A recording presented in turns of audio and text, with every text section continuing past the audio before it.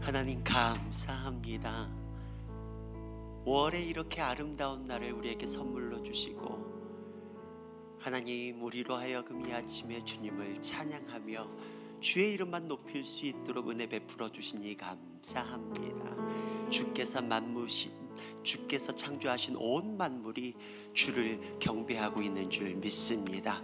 오늘 이날 아침에도 우리가 믿음으로 주 앞에 반응하며 주님의 음성 듣기에 귀 기울일 수 있는 우리 모두가 되게 하여 주시옵소서. 우리의 심령에 바로 지금 꼭 필요한 말씀 주여 허락하여 주시옵소서. 감사합니다. 주님을 기대합니다. 예수님의 이름으로 기도드렸습니다. 아멘. 아멘. 감사합니다. 오늘 귀한 찬양도 너무 감사합니다. 우리가 함께 볼 말씀은 마태복음 18장 1절에서 4절까지 말씀입니다. 마태복음 18장 1절에서 4절까지 말씀 제가 읽도록 하겠습니다. 그때의 제자들이 예수께 나와 이르되 천국에서는 누가 크니까? 예수께서 한 어린아이를 불러 그들 가운데 세우시고 이르시되 진실로 너희에게 이르노니 너희가 돌이켜 어린 아이들과 같이 되지 아니하면 결단코 천국에 들어가지 못하리라. 그러므로 누구든지 이 어린 아이와 같이 자기를 낮추는 사람이 천국에서 큰 자니라. 아멘. 아멘. 최근에 초등학교 1학년 막 들어간 저희 막내딸 아이가 있습니다. 근데 이제 적응하기도 쉽지 않을 텐데 들어가니까 어떤 남자아이하고 학교에서 별일 아닌 일로 어떻게 막 티격태격 옥신각신 하게 되었나 봐요. 근데 이제 그 상대편 아이가 저희 딸 아이한테 야, 우리 엄마가 누군지 알아? 우리 엄마가 변호사야. 까불고 있어. 라고 하면서 엄포를 놓더란 이야기입니다. 그래서 제가 그 얘기를 듣다가 저희 딸아이한테 채원아, 그러면 너는 그 아이한테 뭐라고 그랬어? 그랬더니 저희 딸아이가 야, 우리 아버지는 윤주영 목사님이야 라고 했대. 근데 그 이야기를 들은 그 아이가 뭐에 한 대 쿵 맞은 것처럼 동공이 떨리면서 더 이상 아무 말을 하지 못했다라고 하는 겁니다. 대체 윤지영 목사님이 누구지? 아이들은 종종 자신이 더 엄청나고 그리고 더 대단한 사람인 양 되도 안 되는 말로 자기를 포장하기 일쑤인 것 같습니다. 이렇게 철부지 아이들에게서나 있을 법한 이야기가 오늘 성경 본문에 등장한다는 거예요. 본문 말씀 1절에 보니까요, 그때에 제자들이 예수께 나와 이르되 천국에서는 누가 크니까? 뜬금없이 천국에서 누가 크냐는 질문을 예수님께 던진 것이에요. 그렇지만 사실 이게 뜬금없는 게 아니라 이미 그 전부터 제자들 안에 이 문제 때문에 굉장히 뜨거운 논쟁이 오갔던 것들을 보게 됩니다. 우리가 쉽게 짐작할 수 있는 대목은요, 오늘 우리가 읽은 본문 1절 말씀에 보면은요, 그때에 라고 시작하고 있는 것을 보게 됩니다. 그때에가 어떤 때입니까? 다름 아니라 오늘 이 본문 말씀 18장 바로 앞장인 17장 본문을 살펴보면은 우리는 쉽게 이해할 수가 있는 것입니다. 마태복음 17장은 여러분께서 잘 아시는 것처럼 변화산 사건이 나와 있습니다. 예수님께서 베드로, 야고보, 요한 이렇게 세 명의 제자를 데리고 높은 산에 올라가셨습니다. 그리고 거기서 예수님의 얼굴과 모습이 해같이 찬란하게 빛나는 모습으로 변모되어 그들 가운데 나타나셨다라고 하는 것이죠. 그뿐입니까? 예수님의 그러한 신적인 모습으로 변형된 바로 이때에 구약을 대표하는 인물인 모세와 엘리야까지도 짜잔 하고 등장하더라는 것입니다. 그리고 나서는 이 세 분이 너무나도 친숙한 것처럼 대화를 나누기 시작하는 것이에요. 곁에서 그것을 지켜보던 베드로는 아마 정말 까부러칠 정도로 이 상황이 너무나도 황홀하고 어쩌면 그 황홀한 분위기에 도취되어서 자신도 모르게 이런 말이 터져나왔는지도 모르겠어요.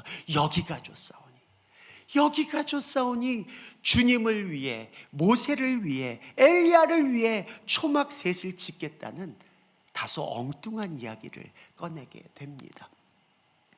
그때 더 놀라운 것은 호련히 빛난 구름이 그들을 덮으면서 구름 속에서 이런 소리가 들립니다. 이는 내 사랑하는 아들이요 내 기뻐하는 자니 너희는 그의 말을 들으라. 여러분, 하나님의 음성이 그곳 가운데 들리기 시작했다라는 거예요. 그 음성에 압도되어서 제자들이 두렵고 떨림으로 납작 엎드려지게 되는 것입니다. 그리고 나서 잠시 후에 예수님께서 그들을 흔들어 부르십니다. 제자들이 눈을 들어보니까 오직 예수 외에는 아무도 보이지 아니했다라고 기록하고 있는 것을 보게 됩니다. 제자들은 일생일대의 어마어마한 사건을 직접 목격하게 된 것입니다. 요즘 아이들 표현으로 실물 영접을 한 것이죠. 그러나 예수님께서는 산에서 내려오시면서 그 세 제자에게 이렇게 말씀하십니다. 인자가 죽은 자 가운데서 살아나기 전에는 본 것을 아무에게도 이르지 말라. 이렇게 콕 집어서 당부하시더라는 거예요. 근데 산에서 내려와 보니까 사건이 터져 있었습니다. 귀신에 붙들려 가지고 불에도 넘어지고 물에도 넘어지는 그 아들을 부둥켜 안고 온 아버지가 남은 그 제자들에게 이 아이 좀 고쳐달라고 간청을 했는데, 근데 그 남아있던 제자들은 그 일에 있어서 속수무책이었던 거예요. 아무 일도 일어나지 않았어요. 그래서 마태복음 17장 16절에 보면은 그 아버지가 이렇게 이야기하죠. 예수님 앞에 내가 주의 제자들에게 데리고 왔으나 능히 고치지 못하더이다.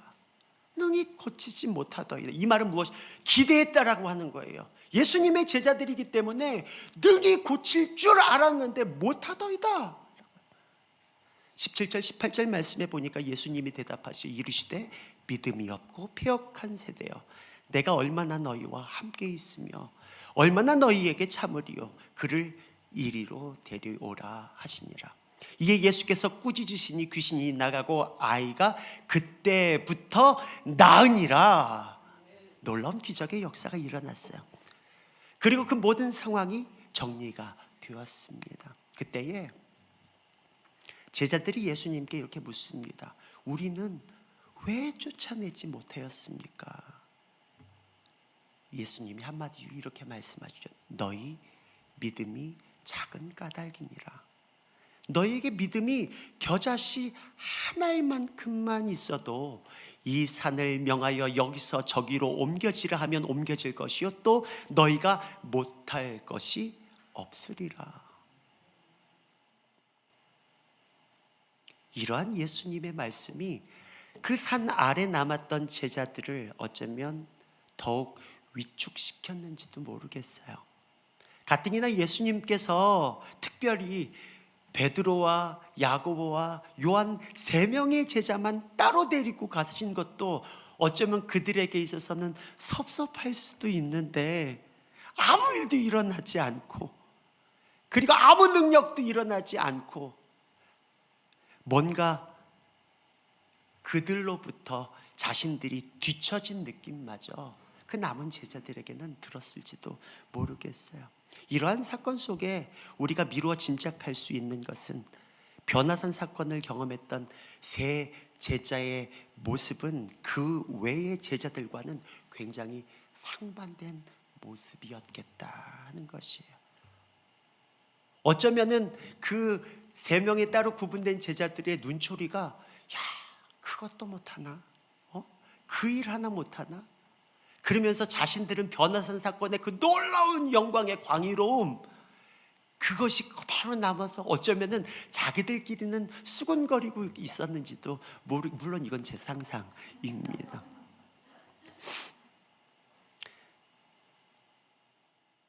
아마도 그래서 남아있던 제자들은 도대체 그 위에서, 그 산 위에서 도대체 무슨 일이 일어났기에 이렇게 이들은 의기양양한가, 계속해서 어쩌면 그 세 명의 제자에게 캐묻고 또 캐묻고 그랬는지도 모르겠어요.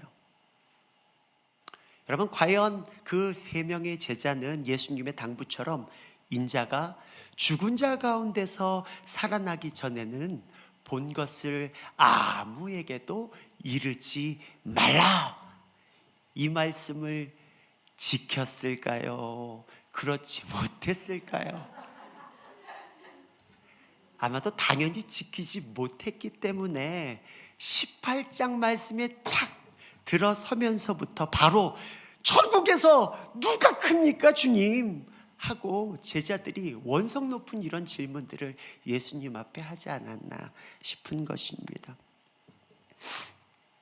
우리 또한 오랜 동안 신앙생활을 하다 보면은 예수님께서 우리에게 가르쳐 주시는 그 본질과는 무관하게도 우리의 방식으로 주님의 뜻을 해석하고, 어리석게도 제자들과 같이 세상의 가치 기준이 우리의 삶의 방식으로 자리 잡혀버리기도 하는 것을 볼 때가 있습니다. 그래서 주님이 정말 우리에게 말씀하시는 그 말씀의 논점이 뭔지도 모르고 엉뚱한 데 무게를 싣고 엉뚱한 데에 더 그것의 가치를 붙잡고 살아가는 모습, 아웅다웅하는 이 제자들의 모습이 어찌 보면 신앙생활하는 우리의 모습이 아닐까, 그런 생각도 하게 됩니다. 오늘 본문 말씀을 통해서 어떤 이가 천국에서 큰 자인지를 우리가 함께 살펴보면서 예수님의 가르침이 있는 그대로 우리의 삶에 스며들고, 또한 그것이 구체적으로 삶 가운데 적용되어지는 시간이 되기를 소망해 봅니다. 첫 번째로 오늘 본문의 사건을 통해서 예수님이 우리 가운데 나타내고자 하시는 것은 바로 어린아이 같은 순수한 믿음을 요구하신다라고 하는 거예요. 어린아이와 같은 순수한 믿음. 본문 2절에서 3절 말씀에 보면 예수께서 한 어린아이를 불러 그들 가운데 세우시고 이르시되 진실로 너희에게 이르노니 너희가 돌이켜 어린아이들과 같이 되지 아니하면 결단코 천국에 들어가지 못하리라. 어린아이들과 같이 된다는 것이 무엇을 의미할까요? 우리가 미루어 짐작할 수는 있겠지만은, 우리가 보통 어린아이 때는 이 하얀색 캔버스, 하얀색 도화지와 같아서 거기에 무엇을 그리느냐, 그게 중요하다, 그런 표현들 쓰기도 합니다. 어떤 분들은 아이고 목사님, 요즘 아이들이 얼마나 영악한데 순수함이라니요, 순수한 믿음이라니요. 요즘 아이들에게 있어서는 순수라고 하는 표현이 어울리지 않아요 라고 따져 묻는 분들도 어쩌면 계실지도 모르겠습니다. 여러분 혹시 414 window라고 들어보셨습니까? 414 window, 이 말은 4세에서 14세의 어린이들을 지칭하는 말입니다. 우리가 과거에 선교를 논할 때에 14십창이라고 하는 이야기 들어보셨습니까? 여러분, 지구의 북위 10도에서 40도 사이에 유럽, 아시아, 아프리카 지역의 세계 인구의 3분의 2가량의 다수의 그 어마어마한 사람들이 살고 있는데, 특별히 복음화되지 않은 바로 그 지역을 지칭해서 우리가 거길 타겟해서 선교해야 합니다 라고 기치를 올렸었던 그것이 바로 14십창입니다. 근데 여러분, 더 나아가서 요즘에 414 window라고 있어요. 그것은 4세에서 14세 아이들, 바로 그 아이들이 선교지라고 하는 거예요. 4세에서 14세 그 아이들, 그때가 얼마나 중요한지 모른다라고 하는 것입니다. 이들에게 선교의 타깃을 우리가 맞추지 않으면 이들은 계속해서 심각한 세속주의에 노출되고, 그래서 영원히 복음을 들을 기회조차도 상실할 수 있다라고 하는 것이에요. 요즘 그 나이대 아이들은 그 핸드폰이나 게임에 푹 빠져 사는 것 같아요. 복음하고는 전혀 상관없이.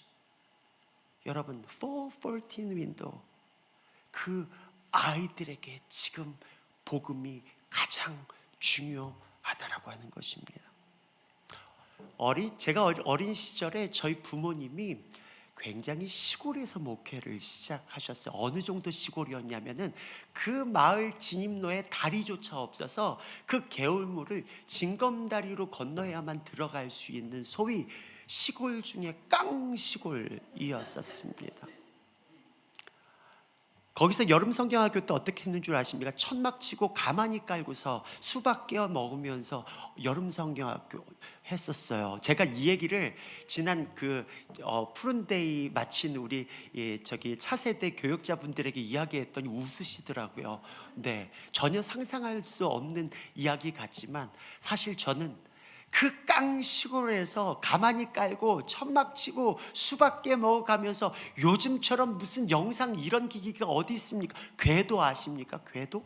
그 전지 이따만한 거, 거기에다가 빼곡하게 매직으로 쓴 글씨 가사를 넘겨가면서 율동을 하면서 그러면서 찬양을 배웠었던 기억이 생생합니다. 근데 여러분 아십니까? 그때 들었던 하나님 말씀, 그때 들었던 성경 속 이야기, 궤도를 넘겨가면서 따라 불렀던 바로 그 찬양이 오늘까지로 꼭 돌에 새겨놓은 마냥 제 머릿속에 꽉 박혀 있더라는 것입니다. 여러분, 그때 외웠던 성경 암송 구절은 지울래야 지울 수가 없어요. 저도 모르게 그냥 자나깨나 여호와 나의 목자신 내가 부족함이 없어요, 내가 계속 나오는 거예요.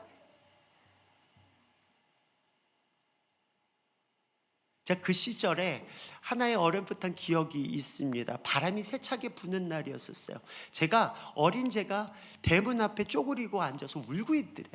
저희 아버지가 나오셔가지고 주영아 왜 울고 있어? 바람이 무서워요. 저희 집이 언덕 위에 있었거든요. 근데 친구들을 만나려면 저 언덕 밑에 내려가야 되는데, 근데 바람이 세차게 부르니까 내려갈 방법이 없는 거예요. 그래서 포기하고선 거기 앉아가지고 그 대문 앞에서 엉엉 울고 있으니까 저희 아버지께서 웃으시면서 주영아, 예수님이 풍랑이 있는 바다를 향해서 어떻게 하셨지? 라고 물으시는 거예요. 제가 주일학교에서 말씀 시간에 배운 대로 바람아 잔잔하라 라고 하셨어요. 그때 어떻게 됐지? 바람이 고요해졌어요. 우리도 한번 해볼까? 근데 제가 무슨 용기가 났는지 대문을 박차고선 나가면서 그 언덕을 막 내려가면서 소리치더래요. 바람아 잔잔하라. 무모해 보이십니까? 예수님께서 하신 말씀이라고 한다면 있는 그대로 믿는 바로 그 믿음, 우리 아이들에게 가르쳐야 하는 것이. 로마서 10장 17절 말씀에 보면 그러므로 믿음은 들음에서 나며 들음은 그리스도의 말씀으로 말미암느니라. 여러분, 코로나19로 예배 생활이 시들해진 자녀들이 있습니까? 우리 부모님들은 정신을 바짝 차리셔야 하는 것이에요. 세속화의 물결은 우리 아이들을 집어 삼킬 것 같이 몰려와요. 무엇으로 그것을 이겨낼 수 있습니까? 산 밑에 있던 그 제자들이 세상 속에 아무런 영향력을 미치지 못했던 그 이유를 콕 집어서 예수님이 뭐라고 말씀하셨습니까? 겨자씨 한 알만큼의 믿음이 없기 때문이다 라고 말씀하고 있는 거예요. 여러분에게 이러한 믿음이 있으십니까? 그렇다면 우리 자녀들에게 그 믿음을 가르치셔야 하는 것이에요. 맨날 뭐니 해도 뭐니가 최고야. 아빠 엄마가 아무리 신앙을 외쳐도 삶의 모습 가운데서 아이들이 보는 것이 뭐니 해도 뭐니가 최고인 삶을 살고 있다고 한다면 아이들은 그것을 신앙으로 삼을 것이에요. 시편 8편 2절에 보면은 주의 대적으로 말미암아 어린 아이들과 젖먹이들의 입으로 권능을 세우시며 이는 원수들과 보복자들을 잠잠하게 하려 하심이니이다. 주님께서 우리 아이들에게 허락하신 권세를 사용할 수 있도록 저와 여러분이 말씀과 믿음으로 잘 양육하셔야 하는 것이에요. 두 번째로 오늘 본문의 사건을 통해 예수님께서는 어린아이처럼 하나님을 크게 볼 수 있기를 원하시는 것입니다. 18장에서 제자들의 질문은 천국에서 누가 큽니까? 근데 이 질문에 아이러니하게도 예수님은 그들의 상상한 것과는 가장 상반되는 대상을 그들 앞에 불러 놓으시는 것이에요. 누구입니까? 한 어린아이예요. 한 어린아이. 이 어린아이를 성경에서는 파이디온이라고 하는 단어를 사용하고 있는데, 이 단어는 유아기를 지난 7살이 채 되지 않은 아이를 지칭하는 단어입니다. 다시 말해서 작아도 너무 작은 꼬마 아이입니다. 여러분 아시죠? 당시 송수런 표현이지만은 여자와 아이들은 인원을 셀 때도 포함시키지 않을 만큼 가치 없고 보잘것 없었습니다. 요즘 유행하는 표현으로는 깍두기라고 하는 표현을 쓰더라고요. 여러분 들어보셨습니까? 우리 어릴 때는 그 얘기 게임할 때도 많이 썼는데, 깍두기처럼 누구에겐가 예속시키거나 포함시켜서 치부하는 대상이었습니다. 근데 요한복음 6장 5절에서 9절 말씀에 보면은 여러분이 잘 아시는 오병이어 사건 나옵니다. 이 사건은 말 그대로 오병이어로 5천 명을 먹이신 사건이에요. 근데 여러분 아시는 것처럼 조금 전에 설명해 드렸던 것처럼 장정만 5천 명인 것이죠. 네. 여기에 어린아이와 여자들까지 포함한다면 예수님의 말씀을 듣고자 모인 인파가 2만 명 가까이 되었다라고 추산할 수 있는 것이에요. 제자들은 배고픈 그들에게 적어도 200데나리온 이상의 떡이 필요하다고 예수님께 이야기를 하죠. 200데나리온을 오늘날의 가치로 환산한다면 거의 2천만 원 이상이라고 볼 수 있습니다. 아주 계산이 빠른 것 같습니다. 한 사람 앞에 한 1,000원어치 정도의 빵으로 하나씩 하게 된다라고 한다면 2만 명이니까 2천만 원 딱 나오죠. 근데 그들이 가진 것은 9절에 나와 있는 것처럼 그 어린 아이가 지니고 있는 보리떡 5개, 물고기 2마리였다라고 하는 거예요.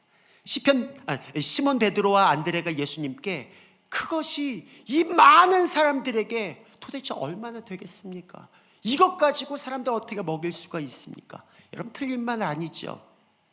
오히려 대단히 이성적이고 정확한 수치로 계산된 표현이라고 볼 수 있습니다. 그렇지만 그들이 한 가지 놓친 것이 있습니다. 무엇입니까? 바로 예수님이 그들과 함께 계신, 그것을 명령하신 그 예수님이 누구이신지를 제자들조차 간과했다라고 하는 거예요. 그래서 이 오병이어 사건의 그 첫 대목에 빌립을 시험하시고자 라고 예수님이 이렇게 언급하고 있는 것을 보게 되죠. 네. 주님의 놀라운 역사가 그것 가운데서 일어날 것에 대해서 예수님의 제자들조차 스스로가 그것을 전혀 예측하지 못했던 것들을 보게 됩니다. 그래서 그런지 어찌 보면 거기에 등장한 인물이 다름 아니라 파이디온, 그 어린 아이가 가지고 온 자그마한 도시락. 우리가 보통 보리떡 5개, 물고기 2, 꽤 많은 양인데 그걸 어린아이가 먹어? 라고 생각할 수도 있는데, 여러분 원어 성경을 살펴보면요, 그냥 보리떡 5개, 그냥 물고기 2마리가 아니라 작은 보리떡 5개, 작은 물고기 2마리라고 표현되어 있습니다. 굳이 작은 이라고 하는 그것을 가지고 표현하는 것은, 다시 말해서 예수님께서 그것과 대비해서 얼마나 크고 놀라운 일을 행하시는 분이신지를 드러내기 위함인 것을 보게 됩니다. 어쩌면 우리의 인생 가운데 가진 것이, 우리의 가진 능력이 작은 보리떡, 작은 물고기처럼 매우 작고 보잘것 없는 것일 수 있어요. 그렇지만 여러분 기억하시기 바랍니다. 우리와 함께 하시는 그 하나님은 크신 하나님이시고 전능하신 하나님이신, 모든 것 가능케 하시는 능치 못함이 없는 하나님이시라고 하는 것입니다. 예수님은 우리가 겸손하게 어린아이처럼 하나님 그분을 의지할 수 있기를 원하시는 것이, 우리가 온전히 위탁하여서 그분이 하실 수 있도록 내어 맡겨 드리기 시작할 때에 하나님의 크고 놀라운 기적의 역사가 삶 속에서도 나타날 수 있게 된다라고 하는 것입니다. 여러분 시편 131편 1절에서 3절 말씀에 보니까, 여호와여 내 마음이 교만하지 아니하고 내 눈이 오만하지 아니하오며 내가 큰 일과 감당하지 못할 놀라운 일을 하려고 힘쓰지 아니하나이다. 실로 내 영혼으로 고요하고 평온하게 하기를 젖된 아이가 그의 어머니 품에 있음 같게 하였나니 내 영혼이 젖된 아이와 같도다. 이스라엘아, 지금부터 영원까지 여호와를 바랄지어다. 오늘 이날 아침에 젖된 아이가 엄마 품에 있을 때 자기가 뭐 하려고 안 그러잖아요. 왜요? 엄마가 다 해줄 수 있기 때문에 그래요. 그때 진정한 안식을, 진정한 안정감을 누릴 수 있는 것처럼 우리와 함께 하시는 그 크고 위대하시며 전능하시며 그 광대하신 하나님, 그분을 인정하기 시작할 때에, 그리고 그분께 모든 것들 내어 맡겨 드리기 시작할 때에 우리 가운데 하나님의 그 전능하신 놀라운 능력이 나타나게 될 줄 믿습니다. 어린아이는 자기 힘만으로 살아가지 못한다는 걸 알고 있어요. 반드시 부모가 돌봐 주어야 하고요, 부모에게 온전히 의존할 수밖에 없는 존재예요. 그렇지만 여러분 기억하시기 바랍니다. 하나님 안에서는 이것이 바로 능력인 것입니다. 내가 할 수 없음을 겸손히 인정하고 그분의 뜻에 온전히 순종할 때 하나님의 도우심과 인도하심을 받을 수 있는 진정한 축복된 인생이 되는 것입니다. 겸손하게 자기를 낮추고 하나님만 의지하는 자, 바로 그런 자가 천국에 들어갈 수 있다. 그리고 그런 사람이 천국에서 큰 자가 될 수 있다라고 예수님은 우리 가운데 말씀하고 있는 것이에요. 마지막으로 어린 아이와 같이 자기를 낮춘다는 의미를 정리하면서 마치려고 합니다. 4절 보면은, 그러므로 누구든지 이 어린 아이와 같이 자기를 낮추는 사람이 천국에서 큰 자니라. 여러분, 자기를 낮춘다라고 할 때 헬라어 타페이노라고 하는 단어가 사용돼요. 이 의미가 어떤 의미를 지니고 있냐면, 낮추다, 천하게 하다, 무력한, 버림받은, 이러한 의미를 지니고 있어요. 여러분, 이러한 이 단어를 한번 상상해 보시겠어요? 낮추다, 천하게 하다, 무력한, 버림받은. 성경에서 이런 표현이 가장 어울리는 인물이 있다면 누구일까요? 예, 맞습니다. 바로 이 말씀을 하고 계신 예수님 자신이신 것이요. 이사야서 53장 3절에 보면은 그는 멸시를 받아 사람들에게 버림받았으며 간고를 많이 겪었으며 질고를 아는 자라. 마치 사람들이 그에게서 얼굴을 가리는 것 같이 멸시를 당하였고 우리도 그를 귀히 여기지 아니하였도다. 어린 아이를 통해서 예수님은 예수님 자신을 드러내고 계시는 것이에요. 제자들로부터 천국에서 주님 누가 큰 자입니까? 이런 엉뚱한 질문을 받고 있을 바로 그때 여러분, 예수님께서는 십자가에 달리시기까지 한 달이 채 남지 않은 기간이에요. 여러분, 예수님의 마음이 어떠셨을 것 같아요? 얼마나 제자들이 이러한 모습, 3년 만의 시간 동안 함께 했는데도 불구하고 제자들의 이런 모습들이 얼마나 안타까우실까요?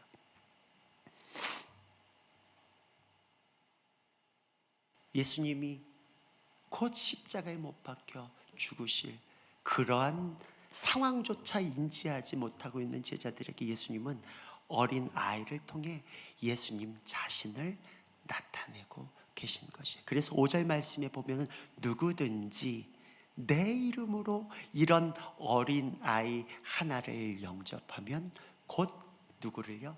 나를 영접함이라 말씀하십니다. 어린 아이와 자신을 동일시하고 있는 것을 보게 되는 것이죠. 여러분, 천국에서 큰 자는 다른 그 누군가가 아니라 세상이 볼 때는 천대받고 무력해 보이고 십자가에 버림받음 같을지라도 자신을 낮추어 자기의 뜻이 아닌 하나님 아버지의 뜻에 겸손히 순종하여 그분의 뜻을 온전히 이루신 예수님, 바로 그와 같은 삶을 살아가는 사람이 바로 천국에서 큰 자인 것입니다. 오늘 본문을 마지막으로 사자성어 한마디로 요약한다면 우문현답입니다. 누가 천국에서 큰 자냐? 제자들의 이러한 어리석은 질문에 예수님은 어린 아이를 통해 진정한 예수의 길이 무엇인지 제자들에게 깨우쳐 주고 계시다는 사실입니다. 우리 함께 이 말씀을 기억하면서 기도할까요? 오늘 이 아침에 예수님 닮게 해주세요. 자신을 낮추시고 겸손히 하나님의 뜻에 순종하셨던 것처럼 우리 또한 높아진 우리의 생각, 교만한 우리의 마음을 겸손히 내려놓고 하나님의 뜻에 발맞춰 살아가는 하늘나라 백성의 삶을 주여 이 아침에 살아가게 하여 주시옵소서. 우리 입술 열어서 한번 주여 한번 간절히 부르짖고 기도합니다. 주여. 아버지 하나님, 이날 아침에 우둔한 우리를 불쌍히 여겨 주시옵소서. 날마다 오랜 시간 신앙생활 한다라고 하면서도 불구하고 하나님 말씀과는 상관없는 삶을 우리가 살고 있지는 않습니까? 주님의 가르침을 곡해하고 우리의 생각대로 세상의 가치관을 우리의 삶으로 일삼고 하나님의 뜻이 아닌 세상의 방식으로 살아가는 것이 우리의 신앙생활로 자리 잡혀 있지는 않습니까? 하나님, 오늘 이날 아침에 어린아이같이 겸손히 낮아져서 죽기까지 순종하며 자신을 낮추신 예수 그리스도, 그분의 길을 따라갈 수 있는 하나님의 존귀한 백성들 다 될 수 있도록 이 아침에 우리 온 삶을 새롭게 하여 주시옵소서. 우리를 불쌍히 여겨 주시옵소서. 우리를 새롭게 소성시켜 주시옵소서. 주님의 은혜 안에서 우리를 빚어가 주시옵소서. 예수 닮아가게 하여 주시옵소서. 우리를 겸손케 하여 주시옵소서. 우리를 낮춰 주시옵소서. 하나님, 우리 가운데 주님께서 이 아침에 빚으시고 만드시고 새롭게 변화시켜 주시옵소서. 주님, 우리가 한 가지만 위해서 더 기도했으면 좋겠어요. 우리 사랑하는 자녀들과 특별히 차세대 우리 아이들을 위해 기도했으면 좋겠습니다. 음란한 세상의 유혹과 세속화의 거센 탕류에 휩쓸려 가지 않도록 굳건히 영원한 반석 되신 예수 그리스도 안에, 말씀 안에 잘 양육되게 하여 주시옵소서. 뿐만 아니라 우리가 먼저 신앙의 모범을 보이는 하나님을 경외하는 부모, 하나님을 경외하는 교사, 하나님을 경외하는 교역자로 저희가 이 아침에 서게 하여 주시옵소서. 우리의 삶으로 결단하며 주여 한번 부르시고 기도합니다. 주여, 아버지 하나님, 오늘 이날 아침에 우리의 삶 안에 하나님의 놀라운 은혜를 베풀어 주시니 감사합니다.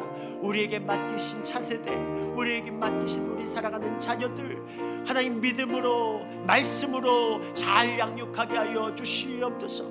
하나님, 우리가 먼저 주님 앞에서 경건의 모양만 있는 것이 아니라 경건의 능력 있는 삶을 살아내는 부모로, 교사로, 교역자로 살아갈 수 있도록 우리를 인도하여 주시기를 간절히 소원합니다. 오늘 그래서 이 아침에 다시 한 번 더 우리 한 사람 한 사람의 삶과 가정을 축복하여 주시옵시고, 세상의 거친 탕 위에 휩쓸려가는 우리 아이들 아버지 구원의 길로 인도하게 하여 주시고, 주의 말씀으로 잘 양육하게 하여 주시사, 하나님 이 세상의 이 혼탁한 시대 가운데서 넉넉히 이기는 믿음의 소유자들 다 될 수 있도록 주님 도와주시고 인도하여 주시옵소서.